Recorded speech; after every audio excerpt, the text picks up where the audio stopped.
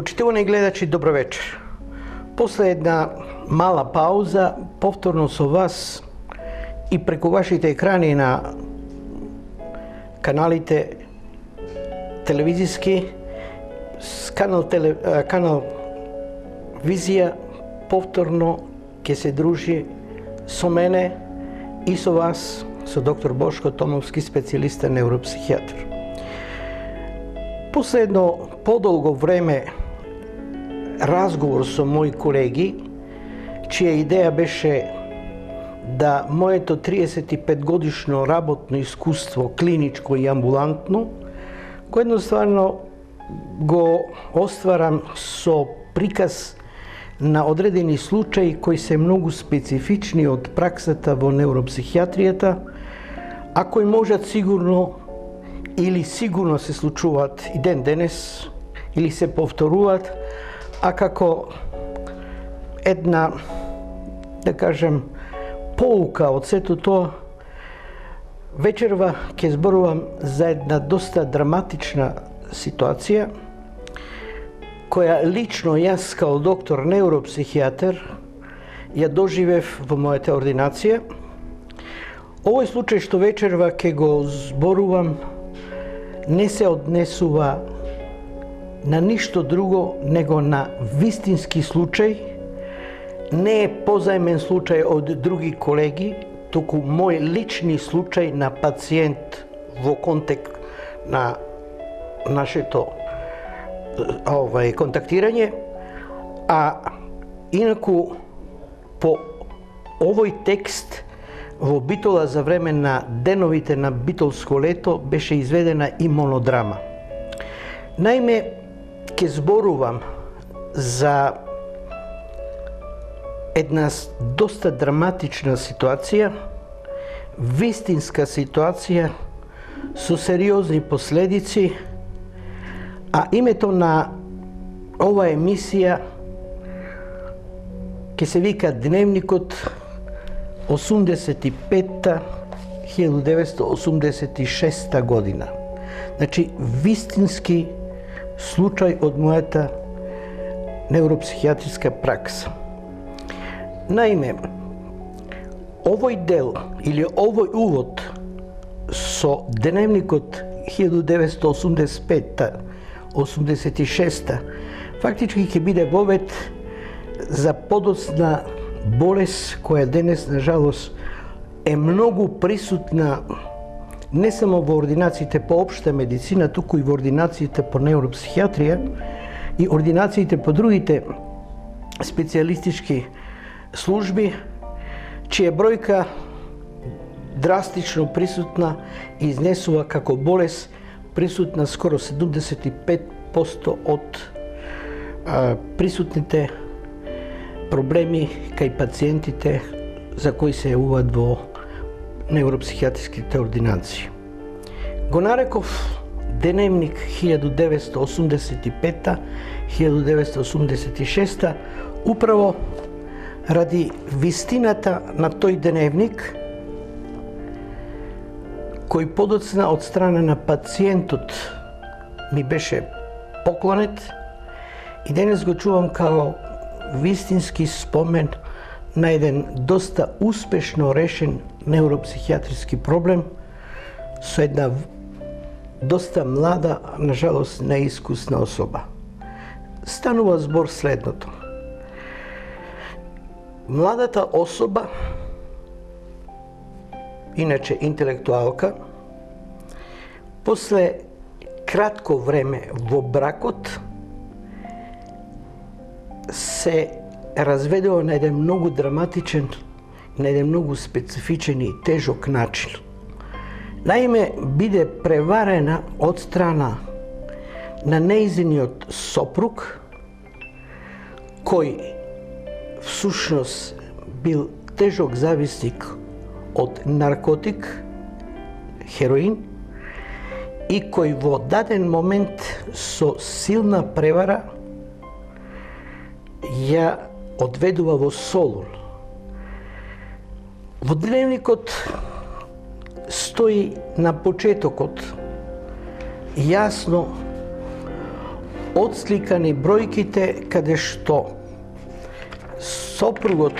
барал од неа да пишува се до динар што е потрошено. Дури ако и кибрид купила, морала и то да го запише. Деневникот понатаму продолжува со залепената картица на нивното венчање,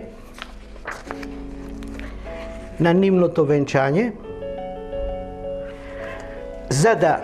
во истиот ден кога е направено венчање, во хотелот случајно влегувајќи во собата кај што била дадена за да се одморат младенците од дел од свадбата, го затекнува нејзиниот сопруг со шприц во вена и прима дрога. Ово е марамицата наквасена со солзи, наквасена со крв од повредите што и ги нанел во моментот кога го затекнала како зема дрога, а да при тоа воопште ни на крај памет не е било ни малку смислено дека нејзиниот сопруг е зависник од наркотик. Во меѓувремено, парите од свадбата ги потрошуваат со тоа што отварат еден локал за продажба на гардероба, али добиените пари од продадената роба оделе во враќање на долгот од земениот наркотик и во долгот на купување на нови дози на дрога. Во меѓувремено, како се опишува во содржината, почнува еден жесток терор на трауми, на ноќни неспиења, на почетокот расправи и карање, за да подоцна тие поминат и преминат во физичко насилje врз неа. Се до еден момент во едно такво насилje, кога ги преминало сите граници на коректност и кога истиот тој сопруг во даден момент дури од нејзината рака и го корнел ноктот на раците. То камерата може да го види. Кога насилјето добива еден доста силен и драматичен момент,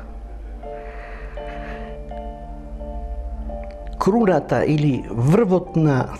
драмата и трагедијата доживува кога во еден момент во ноќните сати од нејзината глава го корне коренот на косата со влакната од нејзината глава.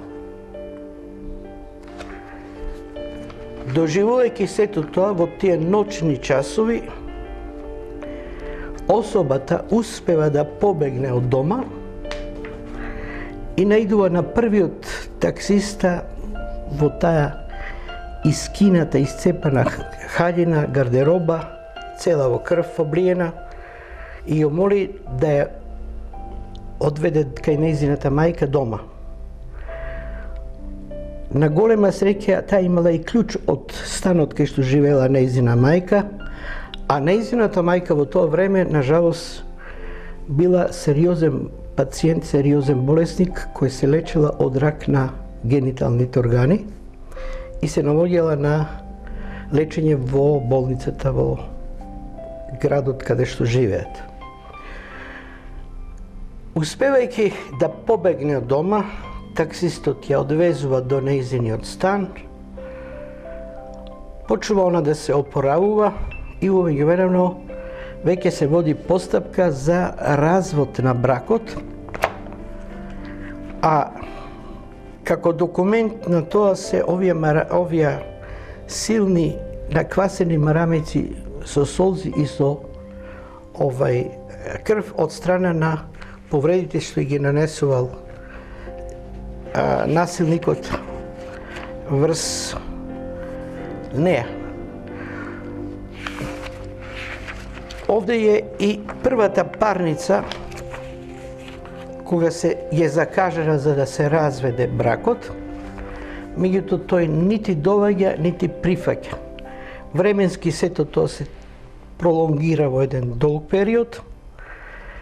се до еден момент додека не се послужи со едно нечесно лукавство, со една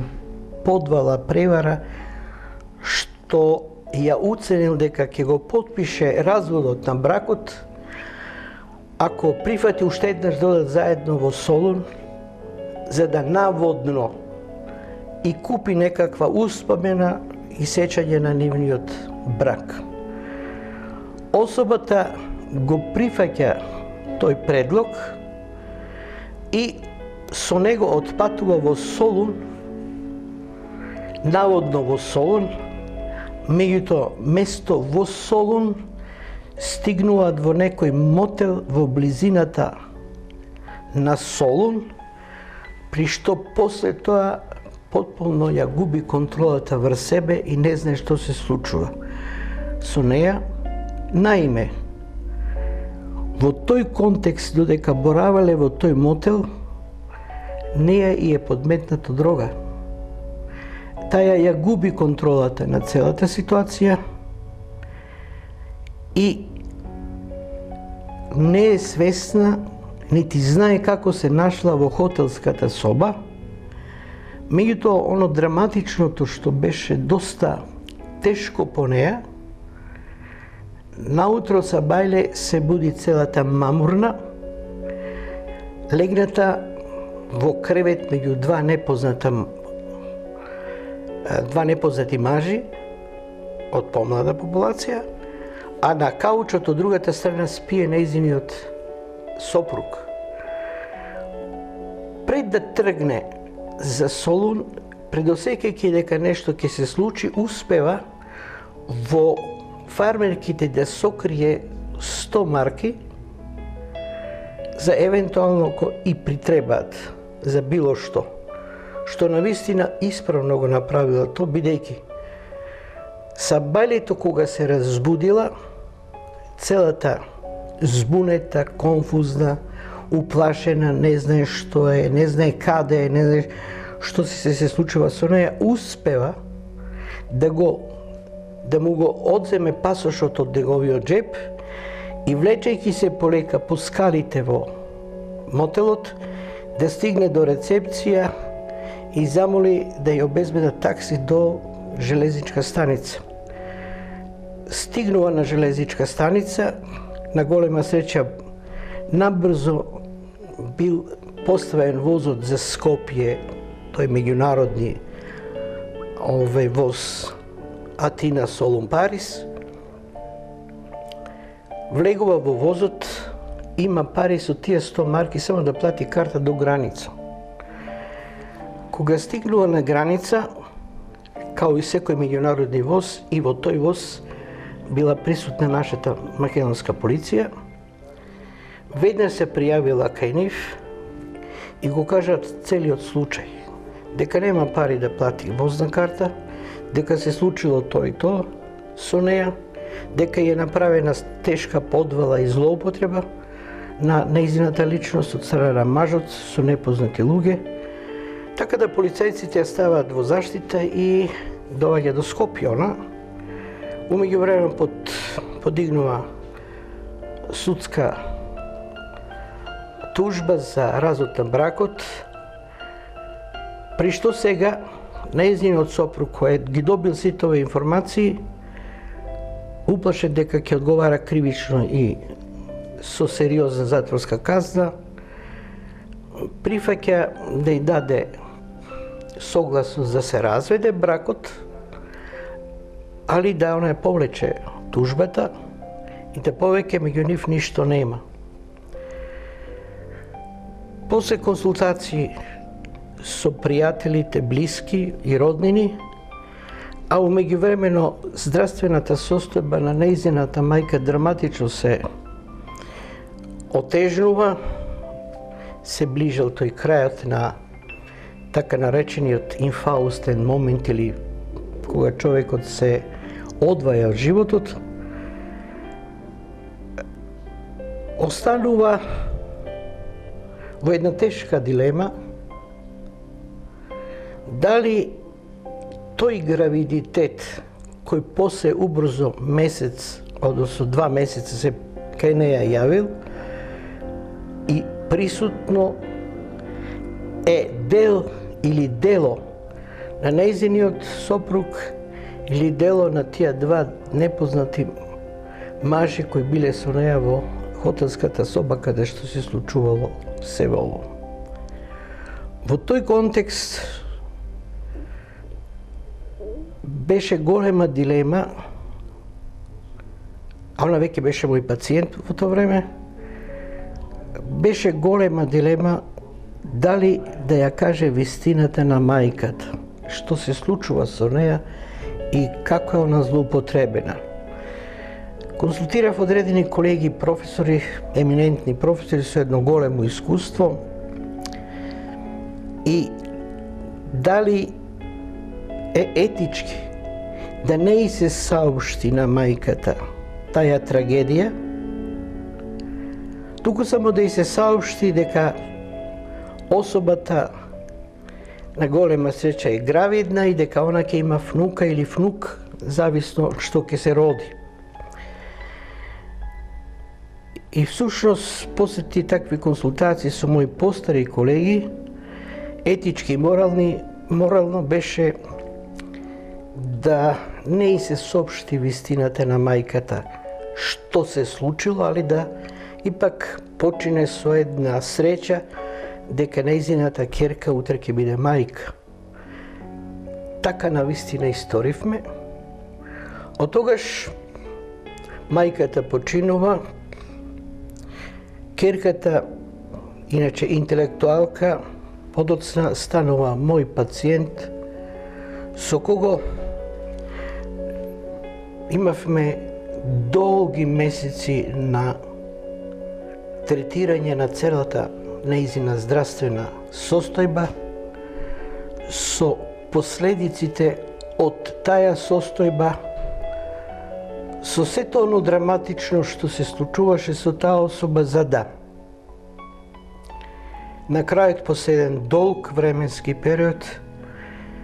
заеднички можем со една голема, да кажем, милост во својата душа, дека тој случај е позитивно решен, али на жалост печатот, драматичното доживување на сите тие тешки, мачни, болни моменти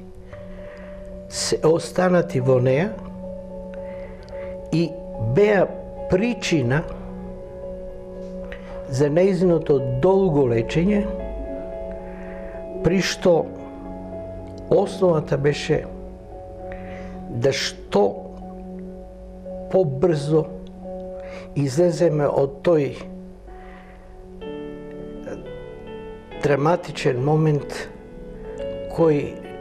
предстоеше и беше можност да и го разгради, да и го доста оштети нејзиното здравје, бидејќи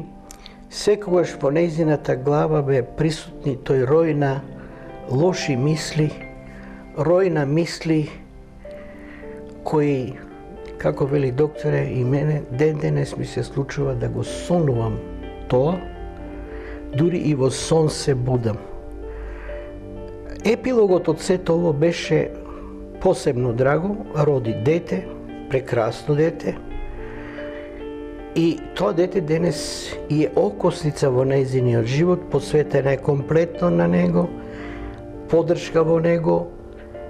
очекува да има се поголема, буквално, значи ги драматично совлада тие тешки моменти на состојбата во која беше доведена од страна на нејзиниот нечесен бивши сопруг. Причината што го изнесов овој дневник 1985-86 е, почитувани гледачи, уводот кога во наредната емисија ќе зборувам за една сериозна психијатриска состојба која денес е во еден огромен процент или број присутна во сите ординации специјалистички и ординации по општа медицина. Сакате да тоа биде невропсихијатрија или само психијатрија или само неврологија, интерна медицина, ортопедија, хирургија. Значи, ќе зборувам за една состојба која денес е драматично присутна кај секој човек од најрана возраст до најстара возраст. Наиме, ово што го изнесов со дневникот на ова особа е увод во болест која во психијатријата се вели анксиозност или во превод страв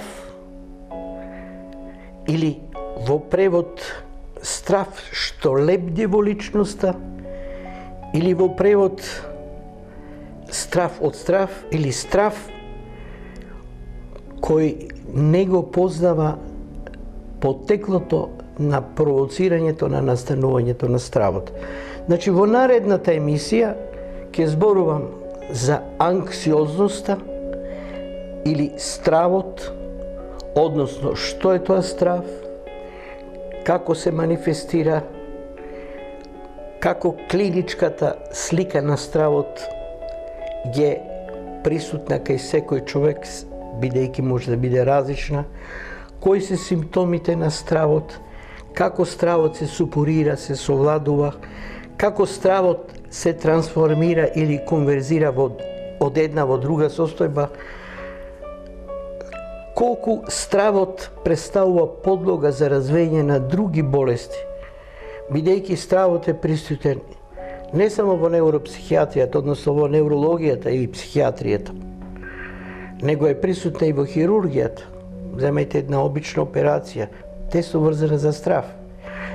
Една ортопедска операција, страв. Една интернистичка интервенција на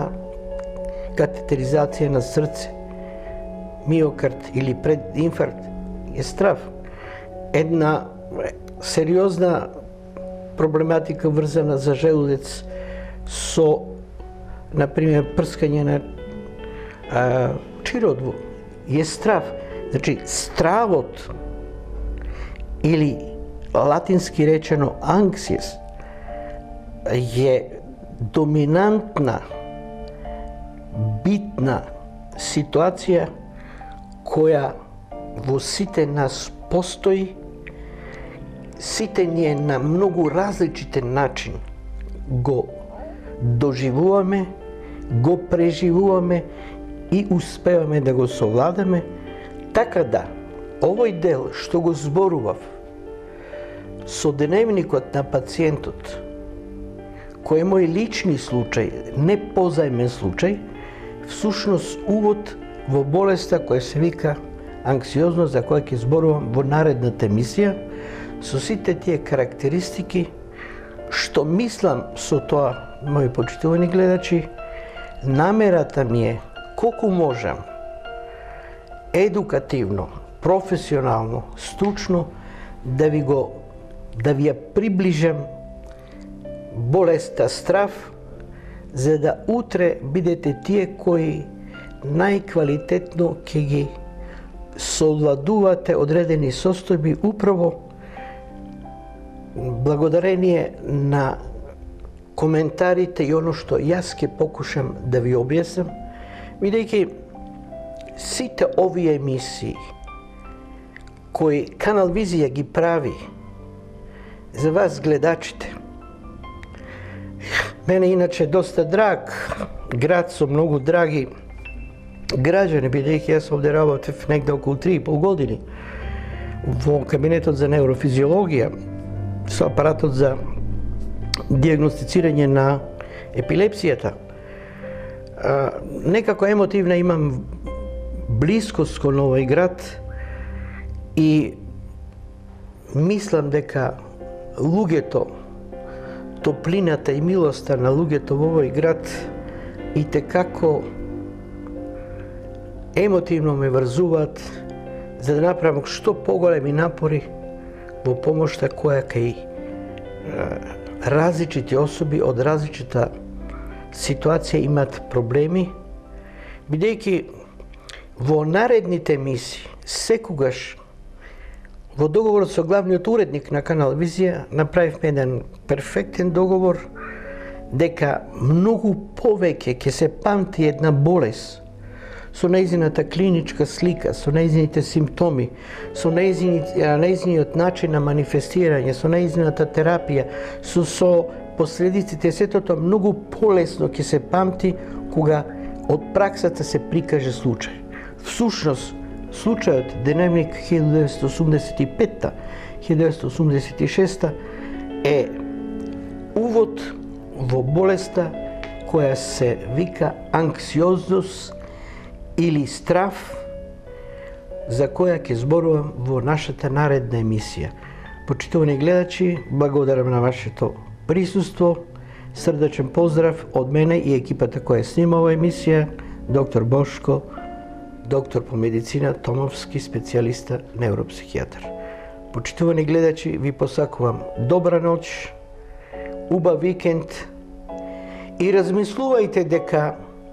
vo sve koja kuća, bez razlika da li imame maško ili žensko dete,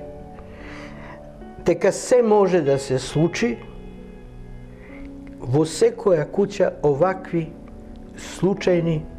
nastani koji ke ve naterat da energično gi sprečite i ne dozvolite da vašето dete, vašата керка ili vašиот sin тоа го доживува драматично kroz teški doživeni stresni situaciji isполнети со голем roj na negativni misli i uopšte со prisustvo na anksioznost, odnosno stravot. Počitavani gledači, dobra noć.